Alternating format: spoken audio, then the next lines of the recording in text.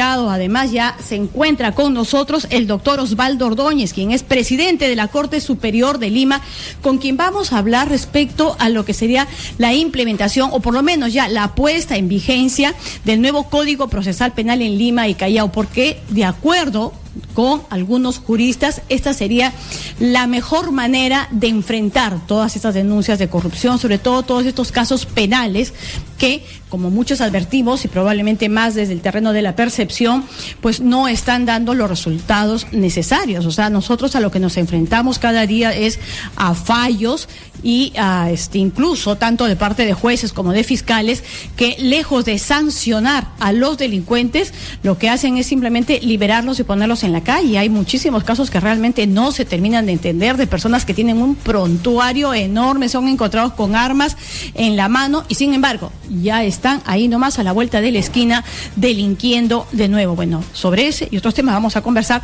con el doctor Ordóñez. ¿Cómo está, doctor Ordóñez? Buenos días. Muy buenos días, muchas gracias. Y celebro que esté aquí compartiendo, escuchando las preguntas, porque si de algo nosotros hemos sido críticos en algunos momentos es de esta falta de liderazgo que no se advierte ni en el Poder Judicial ni en la Fiscalía de la Nación, sobre todo con todos los temas que estamos viendo. En todo caso, por lo menos, saber que usted está aquí respondiendo a las preguntas ya es un paso. Muchas gracias, con todo gusto. El tema del Código Procesal Penal. Entonces, para algunos esta sería la salida a todos los problemas que estamos enfrentando. ¿Realmente es así? Yo tengo serias dudas al respecto. No, indudablemente que sí es una herramienta de trabajo indispensable para los jueces, ¿no? Por decirle, los códigos, y en este caso el Código Procesal Penal, es como el fusil para el soldado y para el juez. Es como mandar a una guerra a un soldado con un fusil Mauser de la época de Chile. Igual, si a un juez se le manda a la guerra con la violencia o con la delincuencia, con un código del siglo pasado, entonces simplemente 40, está en desventaja, ¿no? Del 40, pero que se ha basado en principios del siglo anterior, ¿no? Entonces es peor todavía. Ya. Entonces es indispensable, ¿no?, que entre en vigencia en Lima, ¿no?, porque ya ha entrado en casi todo el territorio de la República, pero falta en Lima. Y en Lima tenemos más del 50% de la carga procesal. Ya. Empezó en el norte del país, ¿no? Huaura, y así progresivamente. Ya, si uno se pone a ver los resultados de los últimos años, el norte chico y el norte está plagado de delincuencia. O sea, pareciera que los índices de criminalidad han aumentado lejos de disminuir. Eso tendría que ver, ¿alguna relación tendría que ver la aplicación de este código con este aumento de la criminalidad? No necesariamente. Lo que pasa es, por decirle un ejemplo... a simple vista pareciera que pareciera, sí, pero no necesariamente. Lo que pasa es que en el norte se está viviendo un boom económico. Con la agroindustria hay mayor cantidad de negocios. Si usted viaja por la ciudad del norte, no, claro, va a ver. Entonces, lamentablemente, la gente que se dedica a delinquir ve que allá hay dinero y simplemente van a cometer más delitos allá. Es lo que pasó en una época en España. De diferentes países de Latinoamérica fueron delincuentes ranqueados a España, ¿no? Porque estaban viviendo un boom en Europa, ¿no? Claro. Entonces, eso podría ser por un lado, pero también es cierto, y que se quejan también tanto fiscales como jueces del norte, es que si bien es cierto, el código puede tener pues muchas bondades, y sobre todo para empezar a explicarle a la gente, ¿no? O sea, lo que se quiere dejar es toda esta tramitología, ¿no es cierto? En el proceso, dejar de lado los papeles, esos engorrosos expedientes, para pasar a un proceso más oral. ¿Por ahí va o hay cosas mucho más sustanciales de fondo? Lo que pasa es que... para que la gente nos pueda entender exactamente cuál es la diferencia entre uno y otro. La diferencia sustantiva es la orientación filosófica que tiene el código.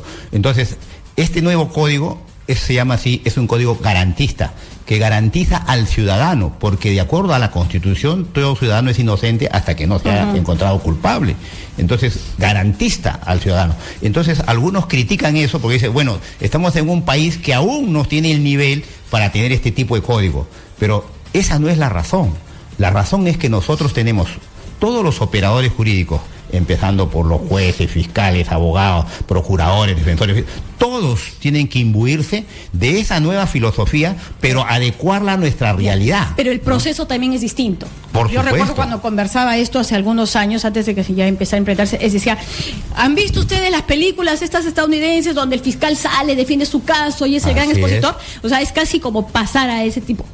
Distinto a la presentación de recurso 1, recurso 2 y todo. Claro, lo que pasa es que nosotros hemos tenido durante como para hacerlo más simple. Claro, digamos. hemos tenido un juez que era el juez instructor, que él tomaba la declaración, que él hacía esto, el otro. O sea, esa era la forma que nosotros teníamos. Ahora no, es un juez garantista donde en igualdad de armas el fiscal y el abogado de la defensa tienen que debatir y convencer al juez en base a la prueba que cada uno de ellos va a actuar. Entonces, a veces, si está mal preparado el fiscal o está mal preparado el abogado, el otro tiene mayor ventaja, ¿no? Por ahí va el punto. Por ahí van las críticas, Así que de es. repente el marco conceptual es buenísimo, es al que todos aspiramos, pero si no hay inversión, Eso si es lo no que hay nos falta. inversión no solamente en infraestructura, los temas logísticos, esas herramientas que uno necesita, sus computadoras, y no solo la computadora, el tener el Wi-Fi o el Wi-Fi en una velocidad alta, porque si vas a cada vez que vas a hacer un Google, te vas a demorar 5 minutos, pues aquí no hay mucha marcha. Claro, mire, para darle un ejemplo, acá en Surco y Surquillo, la Corte de Lima, por ejemplo, ha implementado 2 juzgados de investigación preparatoria. Pero ahí necesitamos toda una infraestructura porque se aplica el nuevo código. Claro. Entonces necesitamos audio, video, necesitamos una carceleta, necesitamos equipos de cómputo que estén interconectados con el resto de la Corte. Y todo eso necesita 4G. inversión. Y no tenemos para invertir. Por Entonces necesitamos que el gobierno, ¿no?, el Poder Ejecutivo, ¿no?, nos dé los recursos para implementar estos juzgados y realmente sean eficientes. Porque si no tenemos esto que es elemental, equipos de cómputo, sistemas de internet, si no tenemos audio y video, no podemos cumplir con el código, porque el código establece que todo hay que grabarlo, por eso es más rápido, ¿no? Entonces, en ese sentido, es la deficiencia, falta la logística, ¿no? ¿Solo la logística o hay un tema también de recursos humanos? La capacitación a los fiscales, porque bajo este nuevo esquema, el fiscal tiene un peso importante. El fiscal es el que lleva la carga de la prueba, o sea, exactamente como en las películas, él investiga, él recoge todo lo que pueda servir en el proceso para salir y simplemente decir inapelable, culpable. ¿Cómo lo va a hacer? Por supuesto, mire, tenemos que intensificar el perfeccionamiento, la especialización y la capacitación, no solo de los fiscales, sino también de los jueces, también de los abogados.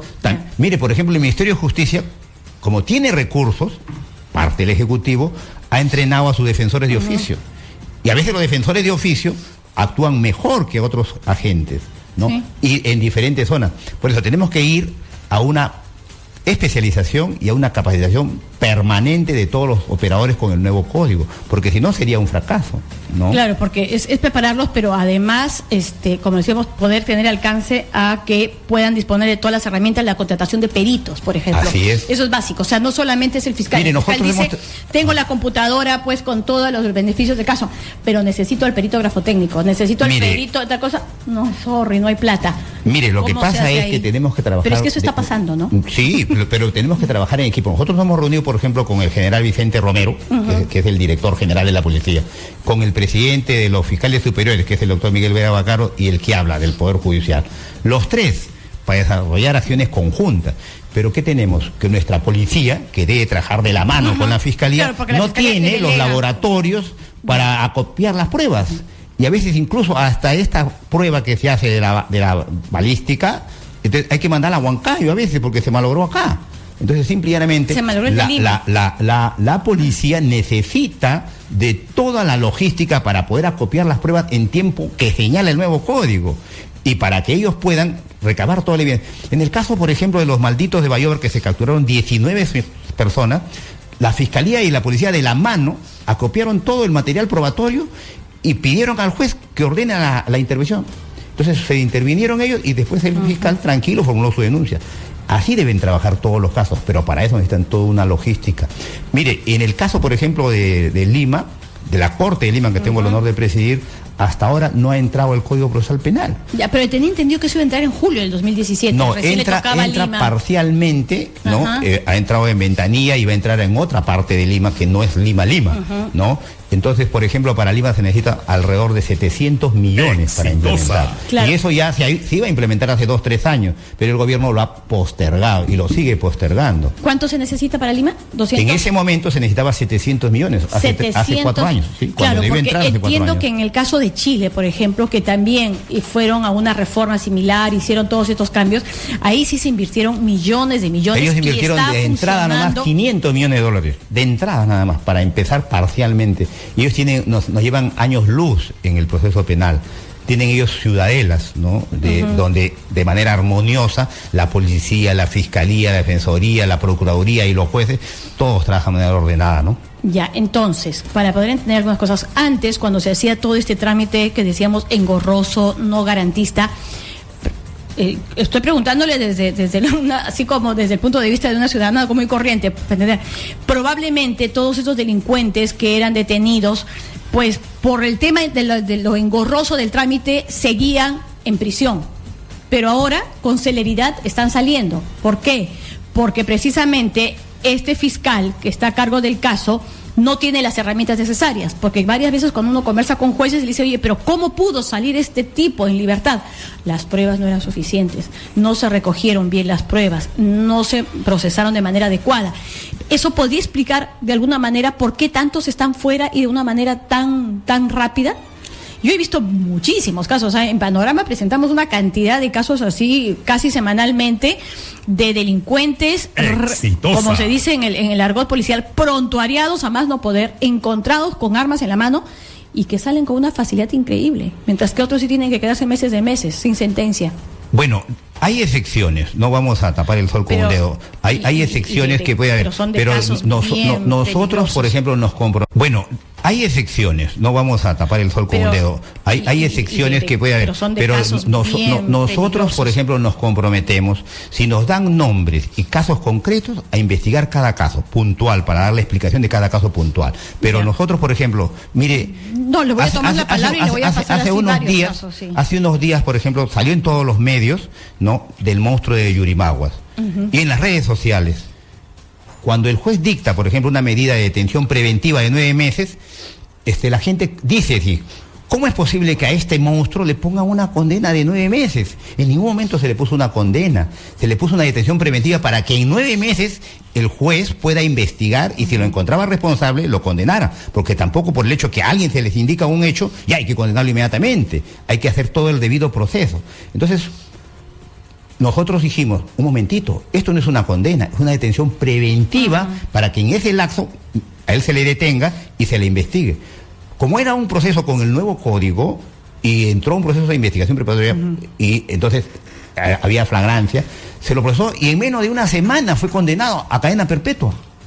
Pero eso no ha sido noticia. No se ha levantado en ningún medio que este monstruo... Se lo leí en algún lado. Pero las redes sociales todos se han quedado mudos, ¿no? Pero, por ejemplo, mire, la bondad de este código, ¿ves? Que en menos de una semana a este monstruo ya se impuso cadena perpetua. Una cosa es la detención preventiva, que es... Y no pesó ahí, no hubo ahí una especie de presión mediática. Porque cuando primero salió la primera noticia, el proceso con el nuevo código es así. Si es un proceso inmediato, si es un proceso de flagrancia... No, es que cuando quiere aplicar, pero a veces pareciera que hubiera cierta indolencia. No, pero cuando está en vigencia, pero si acá no está en vigencia, salvo para algunos delitos nada más, entonces podemos aplicarlos o no. El tema de agresión y violencia de género, ¿va a mejorar con este código?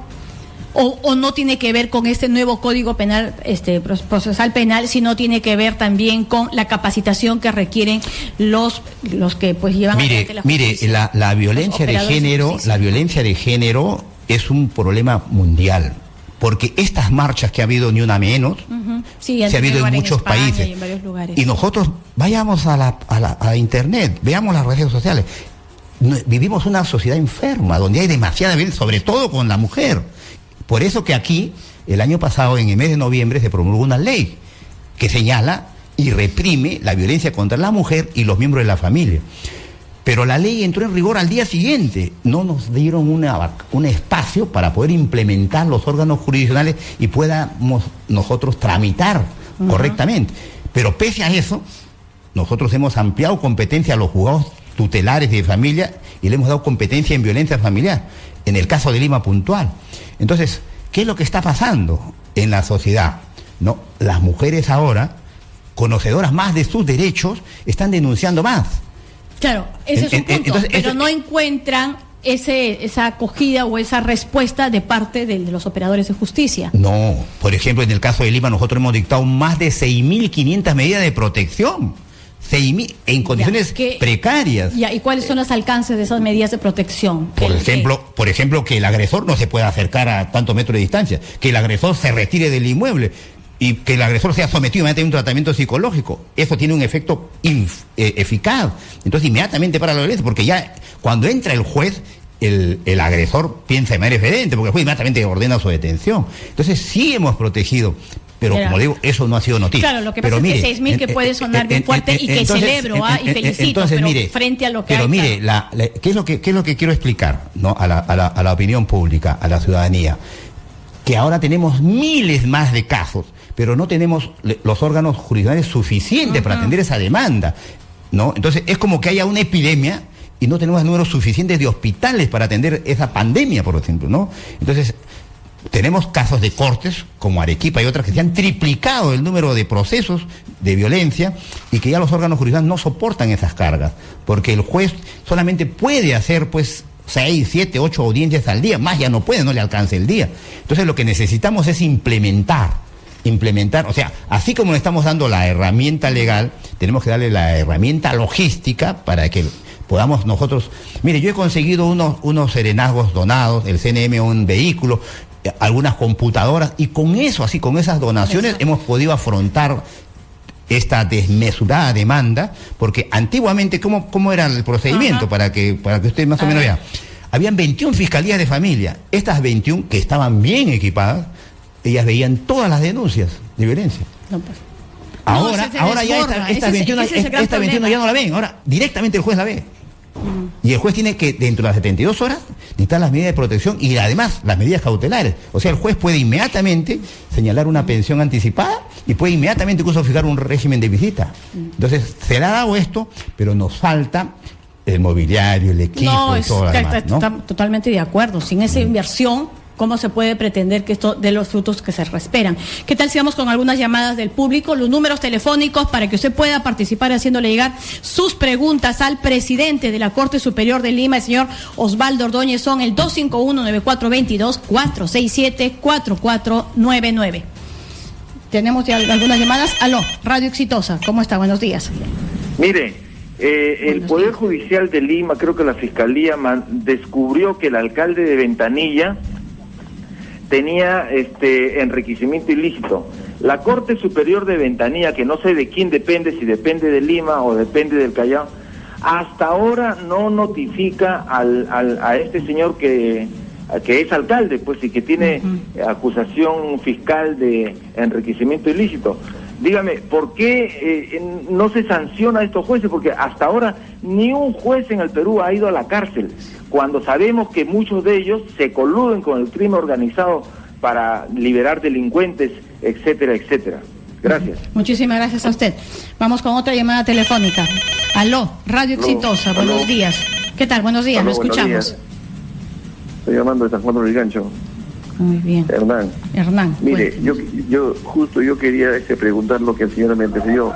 Yo quisiera saber al señor que le diga cuántos jueces que se unen o se ponen de parte de la delincuencia o de la mafia están con sentencia o están presos. Y otra cosa, en cuanto se habla mucho de los fallos judiciales, pero quisiera que haga un comentario sobre la aberración que ha habido hace poco de la sentencia del juez Villestein contra esa lacra que es la prostitución infantil. Muy bien, muchísimas gracias. Si está tomando nota el señor Osvaldo Ordóñez. Una llamada telefónica más. Aló, Radio Exitosa.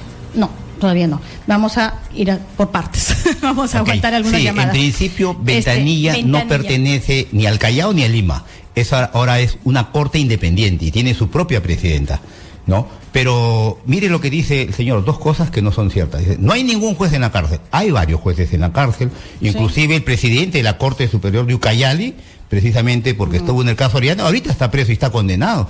Hay varios jueces en la cárcel, están siendo procesados, condenados. Incluso la OCMA ha dado una relación de los 40 y tantos magistrados que están pidiendo su destitución y están siendo procesados.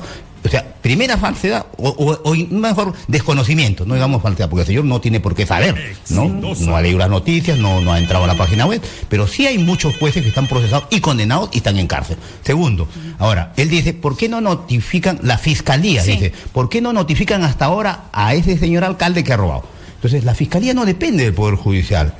Es un ministerio público autónomo constitucionalmente. Entonces, lo que tiene que averiguarse en la Fiscalía, y puede ser un courier, puede ser un service, ¿qué es lo que ha contratado esa Fiscalía de Ventanilla para que se encargue de las notificaciones? Y por ahí puede haber un acto de corrupción, del service, del courier, lo que sea. Pero no necesariamente, ¿qué tiene que ver el juez de ahí? Nada. No, claro, absolutamente nada. Conocemos casos de fiscalías que terminan lo que pasa es que cuando hay un proceso, todo es el juez. No. Ahí está el fiscal, está la fiscalía, está la procuraduría. Son parte de esta reforma, justamente. ¿Me permite que como hay una llamada que está insistente, discúlpeme? Aló, Radio Exitosa, buenos días.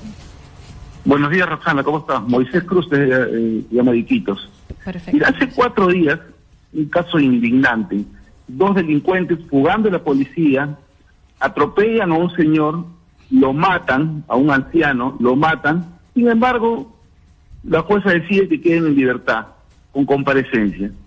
Hace 4 días nada más. Y hace 2 días, un funcionario que ha trabajado en la municipalidad, y ahora creo que trabaja en el gobierno regional, dispara en la cara a un mototaxista que le estaba ayudando a levantar su moto, porque el señor estaba tan ebrio que no podía manejar, y sin embargo la jueza también decide comparecencia y 800 soles de reparación civil, y para que paguen 3 armadas. Y el señor está a punto de quedarse mudo en el hospital Apoyo con una bala en la garganta.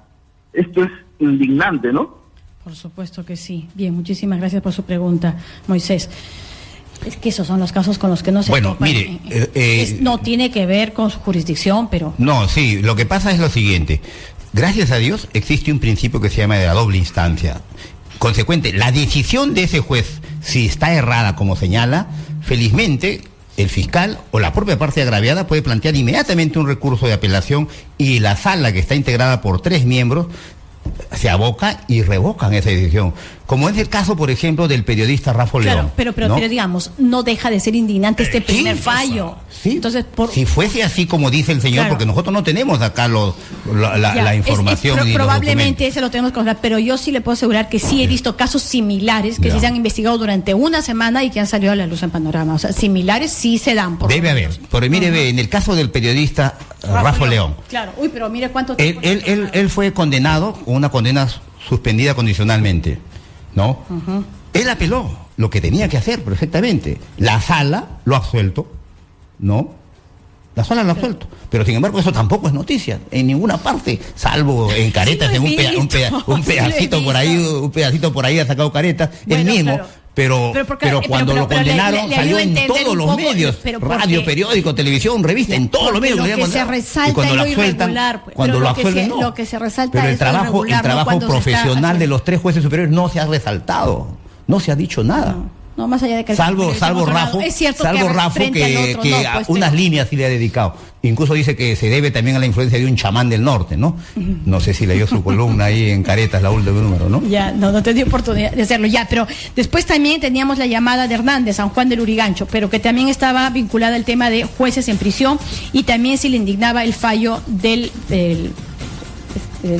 Supremo, del juez supremo de Villestein, magistrado supremo. No, bueno, ahí no es un fallo de él, es un colegiado de 5 miembros, 5 jueces supremos que han analizado un caso que viene, me parece, del interior del país y han resuelto en un sentido determinado. Y que, claro, además, mi impresión, o sea, por lo menos lo poco que yo he leído, es que ya el fallo, cuando viene, ¿de dónde viene el fallo? ¿De Madre de Dios? No. Del interior del país, me parece que debe venir de Madre de Dios, ya, por ahí. Bueno, en todo caso, el recurso que se presenta es distinto a lo que se está evaluando en algunos medios.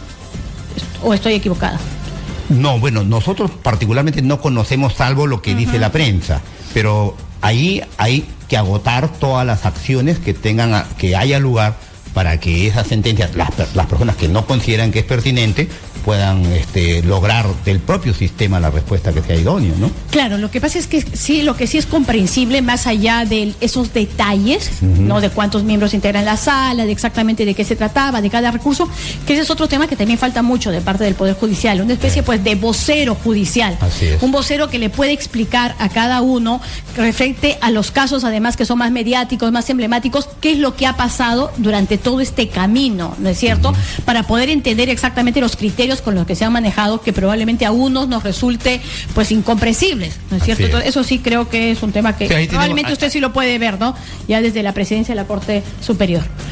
No, mire, lo que nosotros hemos autorizado a los jueces, que ellos mismos salgan a la ciudadanía a explicar sus fallos, ¿no? Y no necesitan autorización de nadie, simplemente como cualquier ciudadano puede explicar y dar las razones y los motivos por cuál resolvió en tal o cual sentido. Bien.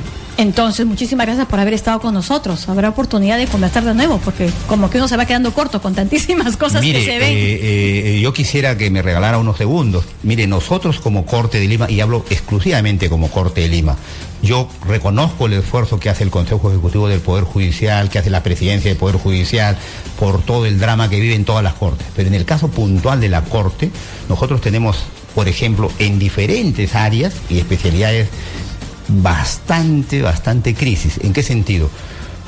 En el área, por ejemplo, laboral, tenemos salas, por ejemplo, la quinta y la sexta sala, que han pasado los 15.000 y 11.000 expedientes, ¿no?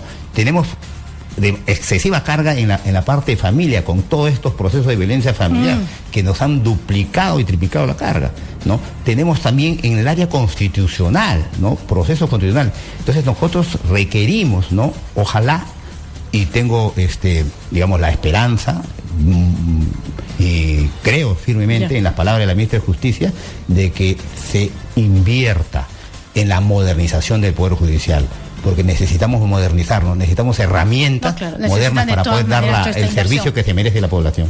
Bien, muchísimas gracias por haber estado con nosotros, el doctor Osvaldo Ordóñez, presidente de la Corte Superior de Lima. Muchísimas gracias. Y nosotros, antes de irnos a una pausa...